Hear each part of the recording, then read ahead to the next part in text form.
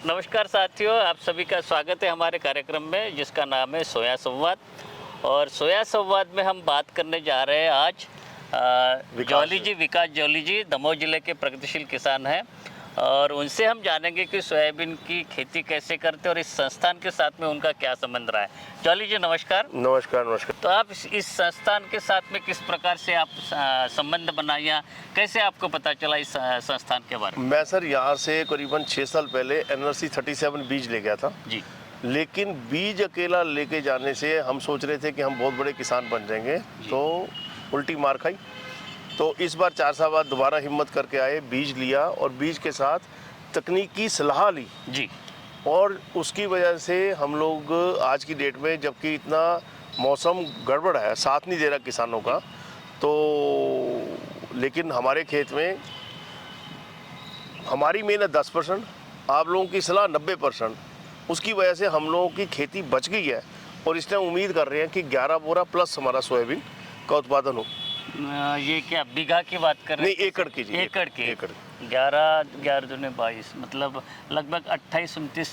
हाँ, मतलब अभी मतलब इससे नीचे नहीं जाएगी, ऊपर जाएगी, क्योंकि मतलब कि कई चीज़ें ऐसी थी जो कि पिछली बार जब सोयाबीन लगाते थे तो उसमें प्राय क्या होता था कि अधिक बरसात हो गई और तो उस टाइम पे क्या होता था कि हमारी जो पॉड बन जाते थे वो गल जाते। उसमें से एक क्या कहते हैं रॉट लगता था या तना और फल्ली के ऊपर वो काले काले धब्बे लग जाने, फिर काली हुई नहीं, अंदर दाना का चार और कोई बीमारी। हाँ, तो एक तो वो होता था। पिछली बार चारकोल रॉट भी लगा था और उसके पहले कि जैसे पत्ती पीली पड़नी है, कौन सी खाद डालनी है, किस टाइम पे कौन सी दवाई डालनी है। अब एक फंगीसाइड आपने बोली आखिर में डालने को, कभी सोचा ही नहीं था कि यार अब दाना पक गया, अब क्यों डालनी, लेकिन वो सलाह मान ली हमने आंख बंद करके।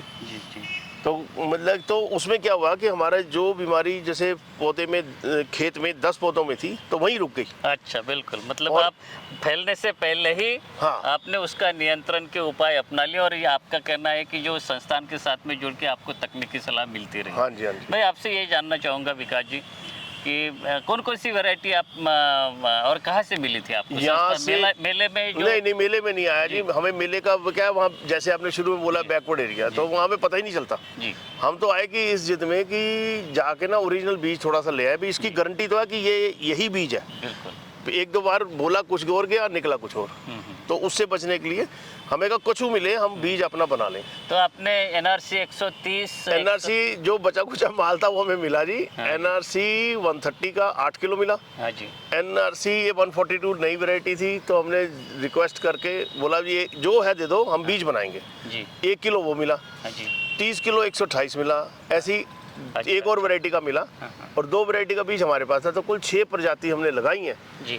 और आपने बताया कि आप 2098 की भी खेती करते हैं। हाँ जी। और भी दूसरी किस्में लगाए, तो ये जो 5-6 किस्में जिसके नाम बता रहे हैं आप, हाँ, तो आपके खेत पे लगी हुई है। हम शायद आपके खेत पे किसी कारण से हम नहीं आ पाते जी। क्योंकि काफ़ी दूर है आपका, है ना। हाँ जी। तो आप अपनी जो 6 वैरायटी जिसके बताए उसके बारे में अपना फसल की स्थिति बताइए और कौन सी वैरायटी उत्पादन के मामले में या जो भी आपके क्राइटेरिया है उसके हिसाब से बताइए कि किसकी स्थिति अच्छी है। पहले तो मैं भाई, क्योंकि किसानों का मैं भी किसान हूँ और आप भी जुड़े हुए हैं, सबसे पहले बात तो मतलब कि हम बीज की जो चेक करने का सिस्टम है ना, उसको हमने यहाँ के हिसाब से किया जी। और यहाँ भी एडवाइस मिली हमें कि जैसे हमारे बीज का जो घरेलू बीज था वो 50 से 60% जर्मिनेशन हो रहा था जी। तो यहाँ भी मैंने देखा कि वो जर्मिनेशन चेक कैसे करते हैं जी। भाई जर्मिनेशन सबको पता है कि गीला कर दो, ढक दो तो हो गया, अब जो कुरा दे दिया तो ओके हो गया, पर ऐसा नहीं है। यहाँ के वैज्ञानिकों ने हमें बताया कि जो उसमें विगर हो, जैसे बीज को आपने किया और उसकी जड़ें और उसकी जो है ना, एकदम से 4 बीज है 10 डाले तो एक फुर्ती से वो निकलते हैं और लंबे होते हैं। कुछ मीडियम जाते हैं, कुछ टेढ़े मेढ़े होते हैं। अच्छा। तो हम किसान भाई पहले तो टेढ़े मेढ़ों को सबको एक समान ले लेते थे, तो यहाँ पे वैज्ञानिकों ने वैज्ञानिक जानकारी हाँ, हर स्टेज में मिली है, बीज से मिली। वही बताना चाह रहा हूँ कि बीज से शुरू करो और बीज से पहले मिट्टी में का खाद डालनी, ज्यादा कोई डाल दिया वो संतुलन बिगड़ना नहीं चाहिए।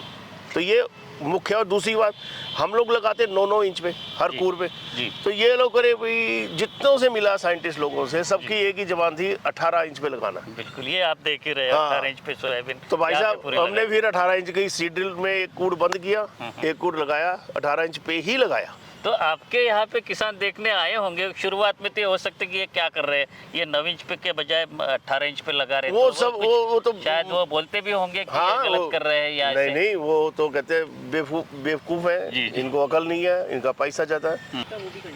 तो किसान भाइयों, देखिए विकास जी ने एक बहुत अच्छी बात बताई है, और जैसे कि नया कुछ करने की कोशिश करते तो दूसरे लोग भी थोड़ा सा टांग खींचने के पीछे लगे रहते कि ये इनको आता नहीं है। तो इन्होंने 18 इंच के ऊपर सोयाबीन की बोनी इस साल करी है, यहाँ से जो जानकारी लेने के बाद में। और अब जो है कि पहले जो लोग इनको अच्छा नहीं मानते थे, वो अभी आके इनका खेत देखते हैं। हाँ, खेती जी। मतलब अभी क्या खेती के अंदर क्या है कि इन लोगों ने क्या समझाया हमें, वो ये समझाया कि इसको फैलाव के लिए जगह चाहिए।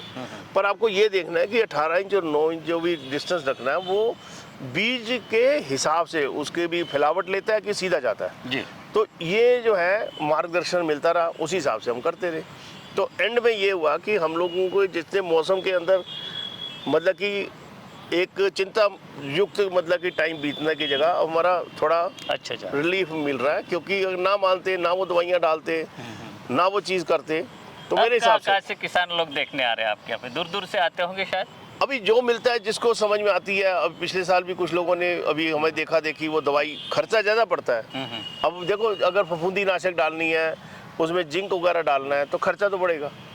तो- एक जैसे कि आपसे इसी कड़ी में जानना चाहेंगे कि 1 एकड़ में लगभग औसत रूप से अगर देखा जाए तो कितनी कॉस्ट लगती है? देखो जो सर, लागत? आज की डेट में अगर 1 एकड़ की आपने सोयाबीन की खेती करनी है, अच्छे तरीके से करनी है, लंबी दूरी की करनी है, बीज प्रमाणित लेना है, तो मोटा मोटी लेके चलो 20,000 रुपये का आजू बाजू खर्चा 20,000 प्रति प्रति एकड़। एकड़।